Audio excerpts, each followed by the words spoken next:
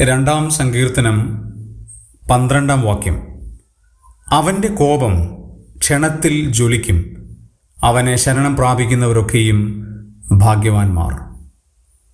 യേശുക്രിസ്തുവിനെക്കുറിച്ച് ആലങ്കാരികമായി പ്രവചിച്ചിരിക്കുന്ന ഒരു പ്രവചനമാണ് 2 സങ്കീർത്തനം.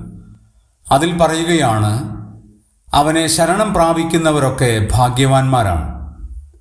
ഈ സങ്കീർത്തനത്തിൽ യേശുക്രിസ്തുവിനെ വ്യക്തിപരമായി അവതരിപ്പിച്ചിരിക്കുന്നത് യഹോവയുടെ അഭിഷക്തൻ എന്നാണ് 2 വാക്യത്തിൽ കാണാൻ കഴിയുന്നത്. യഹോവയുടെ അഭിഷക്തന് വിരോധമായി അധിപതികൾ സംസാരിക്കുന്നു. 6 വാക്യത്തിലേക്ക് വരുമ്പോൾ സിയോനിൽ വാഴുന്ന ഒരു രാജാവായിട്ടാണ് പറയുന്നത്. 7 വാക്യത്തിൽ അത്യുന്നതനായ ദൈവത്തിൻ്റെ പുത്രനായ യേശു എന്നുള്ള അർത്ഥത്തിലാണ് കാണാൻ കഴിയുന്നത്.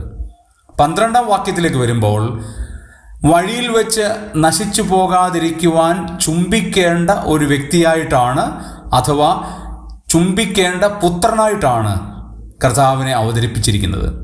അവസാനം ശരണം പ്രാപിക്കുവാൻ സാധ്യമുള്ള, ശരണം പ്രാപിക്കുവാൻ കഴിയുന്ന ഒരു ഉന്നതനായ കർത്താവാണ് നമ്മുടെ കർത്താവ് എന്ന് പറഞ്ഞ് അവസാനിപ്പിക്കുകയാണ്. പ്രിയമുള്ളവരെ, അതിൻ്റെ വലിയൊരു ഭാഗ്യാവസ്ഥ അവനിൽ ആശ്രയിക്കുന്നവരൊക്കെ ഭാഗ്യവാന്മാരാണ് എന്നുള്ളതാണ്. ഈ ഭാഗ്യാവസ്ഥ നമുക്ക് ദൈവം നൽകിയതുകൊണ്ട് ദൈവത്തെ സ്തുതിക്കാം.